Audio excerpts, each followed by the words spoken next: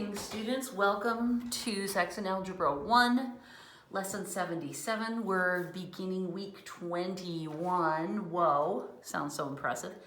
We're talking about two different things today. The first topic is consecutive, even, or odd integers. Now let me back up a second and remind you of what we already know. We have talked about these wacky word problems. Oh, I spelled it wrong. Integers there. Where we're finding three numbers in a row, right? And just for the sake of simplicity, let's make those numbers 0, 1, 2, 3 there. We'll make them like, we're gonna show them on the number line. And what we found is that if you pick any one number and call it n, then the next number in your sequence you can call n plus 1, and then another one you can call n plus 2, right? I'm going to connect them like so. And we can use one letter by adding on to it to represent three different numbers. Okay, so that's consecutive integers, counting numbers in a row, positive or negative. We want to expand that idea today. What if you're trying to find consecutive even integers? Okay, I'm going to have to make a little bit more details on my number line.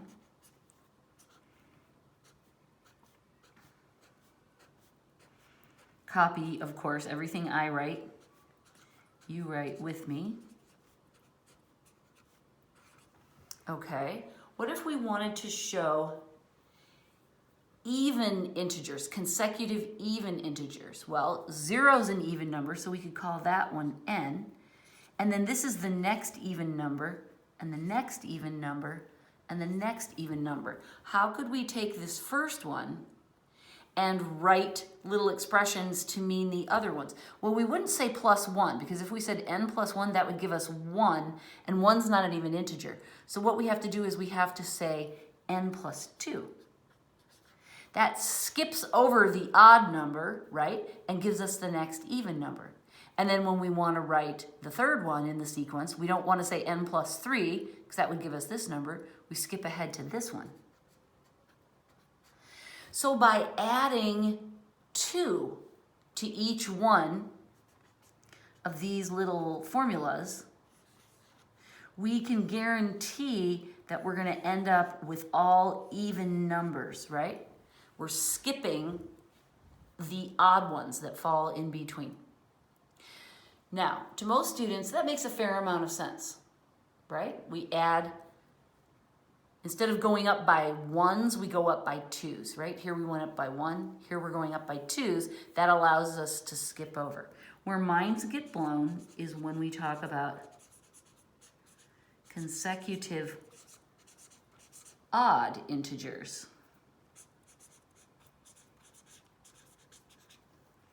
And let me draw a picture of that.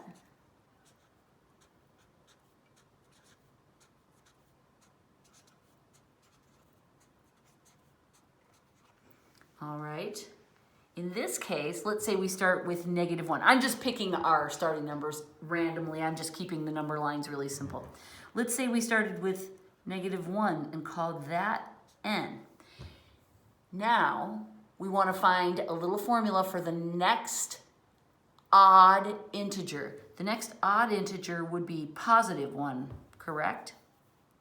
And so to write a little formula for that, we would say n plus 2.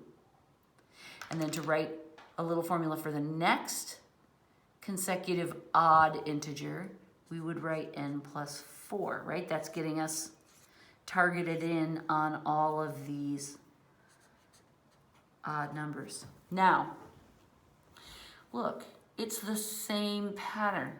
And to some students in their brains, that seems really wrong, because if you're trying to find even integers, it kind of makes sense that you add an even number.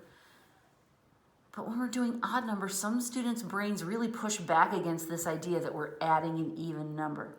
But that's what we do because that allows us to skip.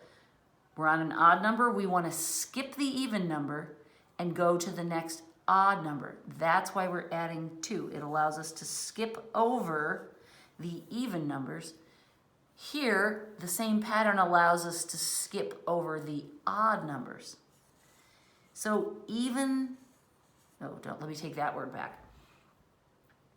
Whether we are trying to find even integers or odd integers, the pattern is to choose a number, then skip one and choose the next number, then skip one and choose the next number, then skip one and choose the next number. It doesn't matter that these numbers are even or odd.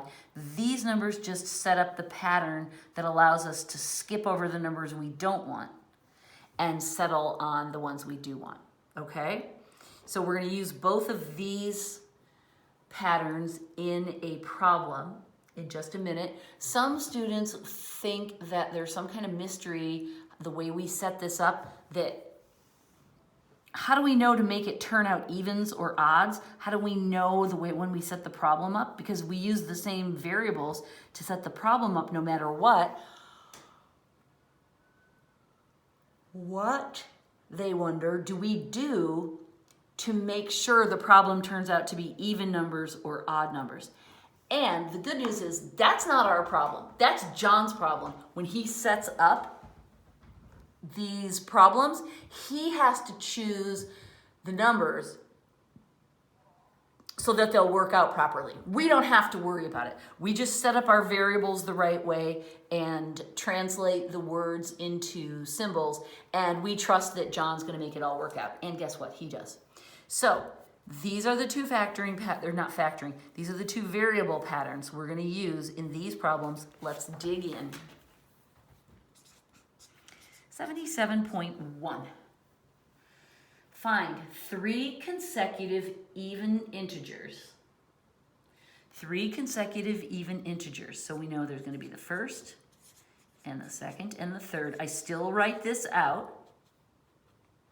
The first one will be n. They're consecutive even integers, so we know it'll be n plus 2 and n plus 4. This is the pattern that allows us to skip over every other number so that we get just the ones we want. We're looking for even numbers. We don't have to do anything special to set that up. Like I just said, John will make that come true for us. Ready? Okay, so he says that the sum of the first and the second, n plus 2, equals the sum of the third and minus 10. Let's make sure we got that one. The sum of the first and the second is this one, equals the sum of the third and minus 10. Oh, okay. Combine like terms. We'll get 2n plus 2 equals n minus 6. Beautiful. Let's bring the n's over to the left and swim the plain number fish that way. Cancel, cancel, and we get n equals minus 8. Okay, that's good news. Now we go up here and we can do that. Our first one is minus 8. Now remember, the temptation here is to say, oh, minus 8, minus 10, minus 12. No, that's not adding. That's just subtracting more.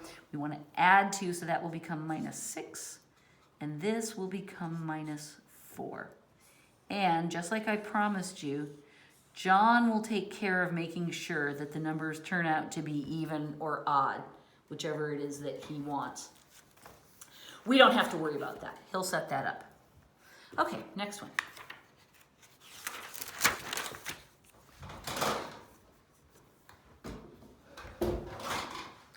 77.2.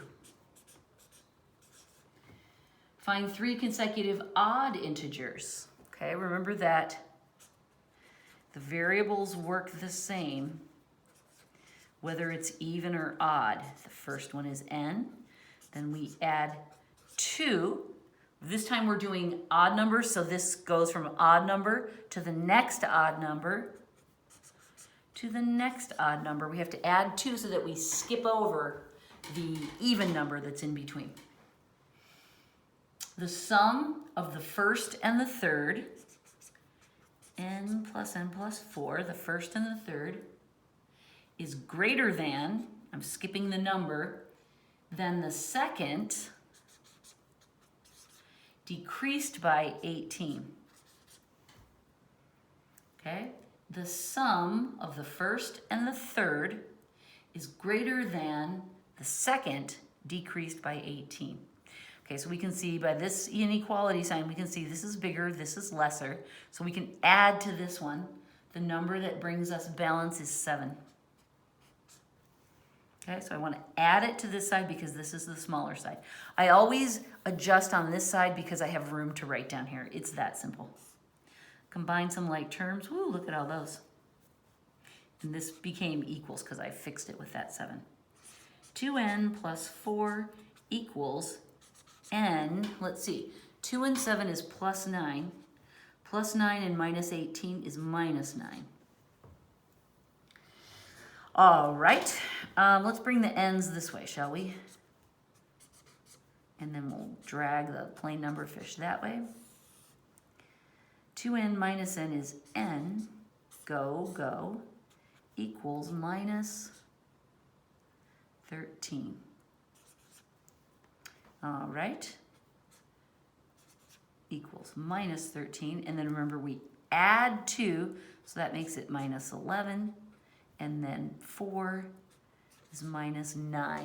There are our 3 consecutive odd integers, and again, we didn't have to do anything special to make those turn out to be odd. John just did it for us. He set up the problem so that our answer would turn out to be what he wanted it to be. Okay, number 3, this is our last one of this topic. Find 4 consecutive odd integers. Okay, 4. First, second, third, fourth. I don't remember right now if it was odd or even, but I know it's one or the other, so I know I put in the digits that will allow me to skip. 4 consecutive odd integers such that the sum of the first and the fourth, n plus 6, is greater than, not going to say the magic number, greater than the opposite of the third. Now, because the third is a quantity, I'm going to put it inside parentheses. The opposite of the third. The parentheses are very important because the minus sign goes to both of them.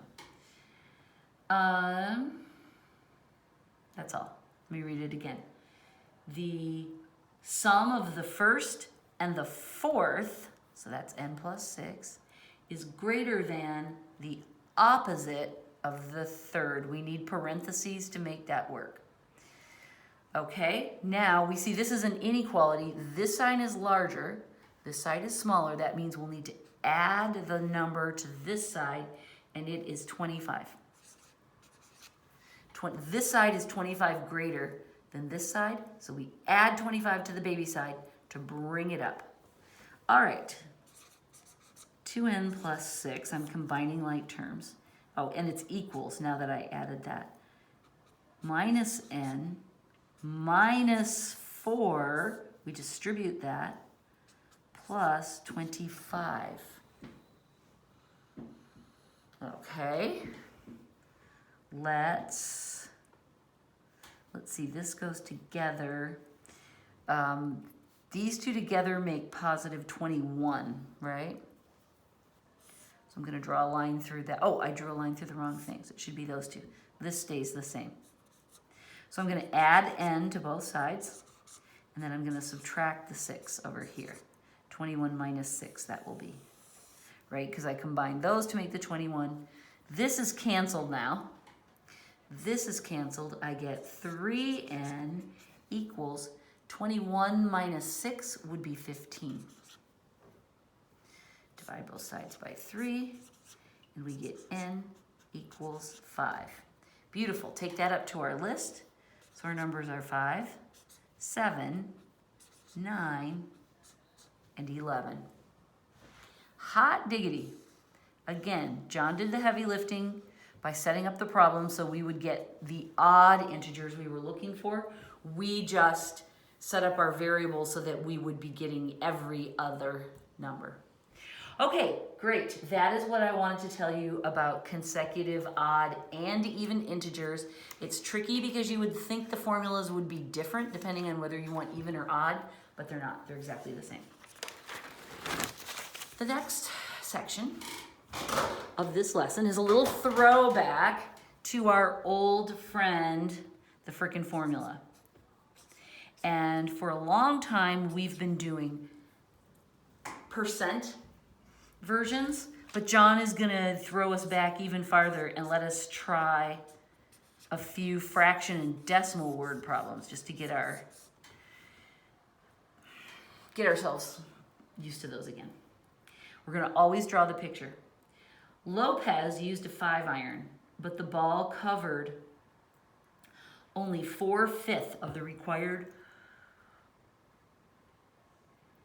the required distance.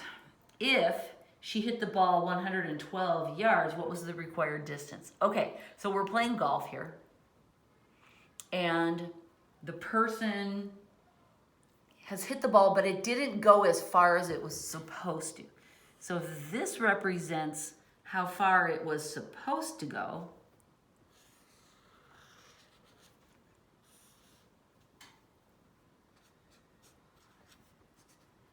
this is how far it went.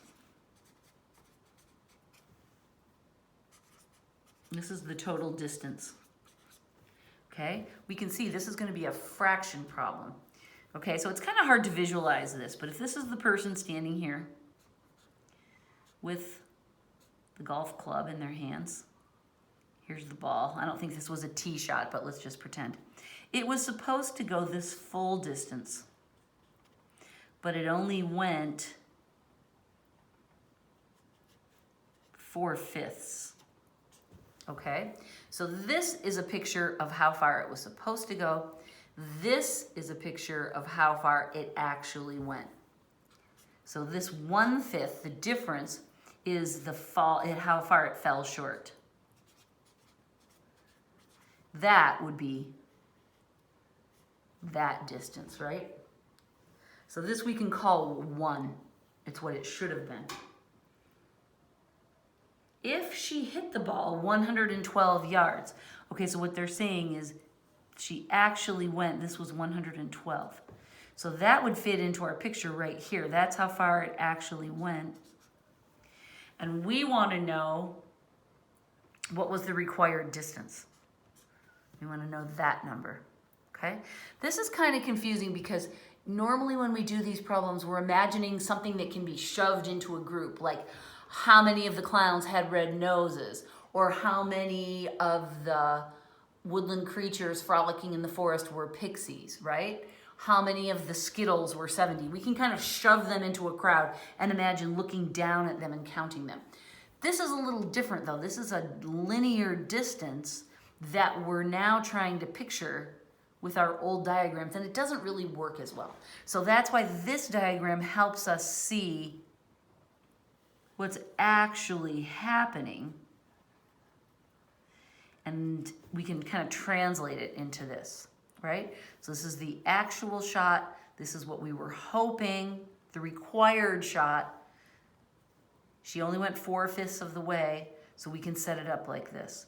So now I can use my fraction formula and say 4/5, this is my fraction. This is my is number. This is my of number. Always like this. Okay, so 4/5, and I'm following along with this formula, times x, or wn for what number, whatever you want to do, equals 1/12. Okay, now how do we simplify this? We want x by itself. Remember, that's always how you start to do the algebra in an equation. We want x by itself. We're multiplying it by 4/5. We could think, oh, let's divide by 4/5. But then you get over here and you realize you have a complex fraction and you go, oh, wow, never mind. That was not my, that's not the best idea. Instead we go, oh, we'll use the tool of the reciprocal. I want to be able to cancel out these numbers. So I put the 5 on the top and I put the 4 on the bottom. That allows me to go, oh look, cancel, cancel, cancel, cancel.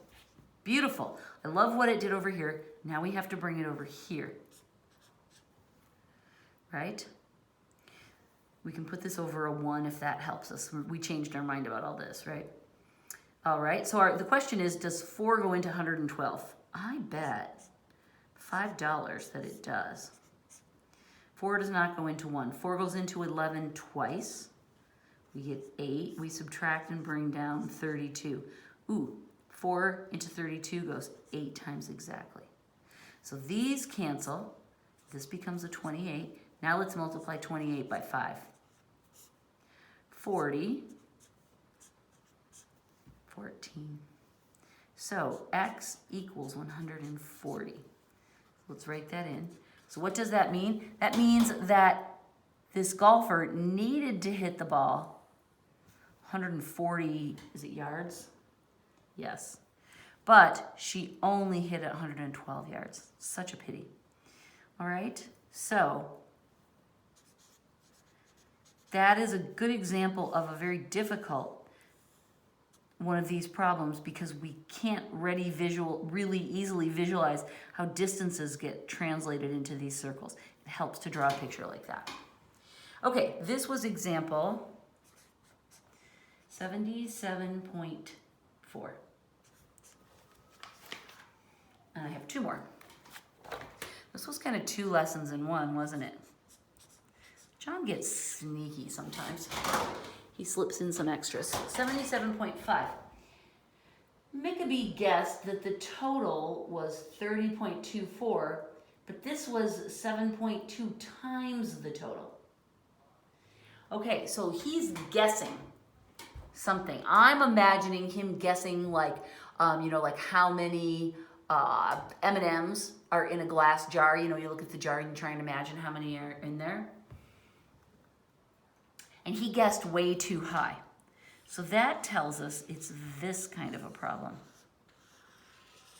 Because his guess, this was the actual number, and this was the guy's guess.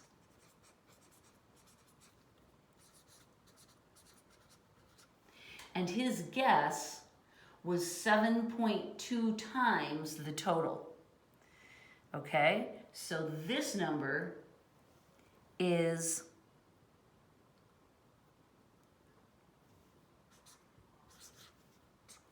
this one is 1, right? The first number always is represented by 1 or 100%. This is 7.2 times the original. So if we know the amount of the actual number, then we can find the amount of the guess because we'd multiply it by 7.2. What we're told, though, is that the guess was 30.24. But that was way too high, okay? So what was the total? Again, we're trying to find this. Well, just like always, this is the of, this is the is, and in this case, we have a decimal. So we set this up, d times of equals is. So the decimal number times the of number equals the is number. Okay, this is a little more straightforward to solve because we can divide without losing our minds. Now we need to do some long division. 30.24 divided by 7.2. Decimals out here means we need to adjust. Okay, so we move the decimal to a new place, and then we take it straight up into the answer area. All right. Now, this is 72. I don't want to try and divide by 72 in my estimating. That's too hard. But I can do 7 into 30, I know would go 4 times. 7 times 4 is 28. So let's multiply this out and get the actual number. Right? 4 times 2 is 8. 4 times 7 is 28. Now we subtract. Oh boy, I gotta go all the way over here. Do that crazy borrowing thing. 12 minus 8 is 4. 9 minus 8 is 1. 2 minus 2 is nothing. So I bring down my next digit. And I'm really excited because look what happened here. 72, 144, that's twice. And that comes out to 0. So my answer is 4.2. So what that means, this tells me that x equals 4.2.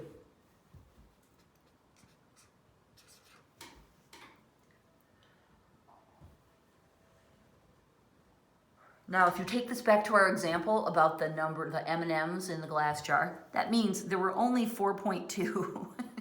There were only 4.2 M&Ms in the jar, and our person guessed that there were 30. So you can see it was a pretty wild guess. They guessed way too high. That's why we drew this shape, right? In our golfing problem, the person fell behind. They went not as far as the target. So we had this kind of a picture. In this case, the person guessed way higher than the target, right? So it's a peanut style. Interesting. That's kind of weird, isn't it? One more, and then we're done with this lesson. Example 77.5.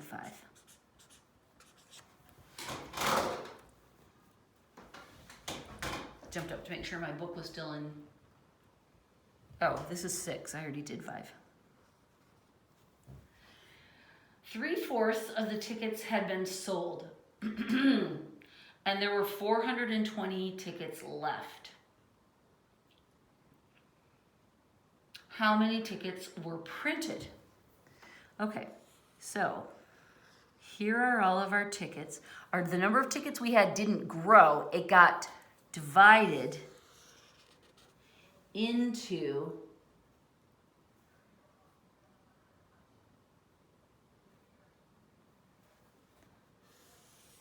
the ones that had 3/4 of the tickets were sold. Okay, well, I'm going to make this the 3/4. These are the ones that were sold. That means we know that 1/4 of the tickets were left.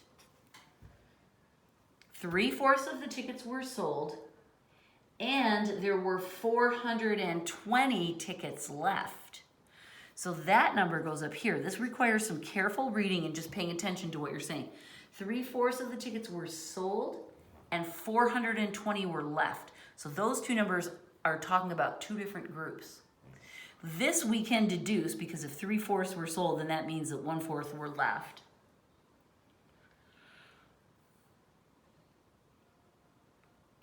And John would like to know how many tickets were printed. So these are the ones that were printed, and then they're either still on hand or they've been sold. Remember, this is always the of number. This is always, either one of these could be the is number. Let's see what John asks the questions about. How many tickets were printed? Oh, right, he wants this number. So here's probably where we're going to use our is information because we want the number and the fraction because we don't know this number. So we'll make this will be our is number and this will be our fraction. All right. We could have used this fraction if we knew this number. We could have figured this one out. But considering that we're trying to solve for this, that means we'll use the category where we have two pieces of information. So 1/4 of some number equals 420. Again, we could divide by both sides, but then we're making complex fractions. It's kind of a headache. So we're going to multiply by the reciprocal. We want this to be by itself. That means we want this to cancel out. So we'll put the 4 on top and the 1 on the bottom. That allows us to cancel. But we have to do this over here as well, don't we? 4/1, 4/1. We can put this over 1. Look, there's no denominators. All we have to do is multiply. X equals 1680 tickets. That's how many were printed. Most of them have sold, but we still have 1/4 of them left. All right. These are tricky. You have to think carefully. I think this one's a little bit easier. The one about the golf shot and about the guessing the M&Ms in the jar, I thought those were pretty tricky, pretty hard. But we are ready for the big leagues, all right? If you are still struggling to solve these, remember our goal is to get x by itself, and we want to multiply by whatever we need so that we can cancel that out. Once we figure out what will cancel it, then we have to do the same thing over here.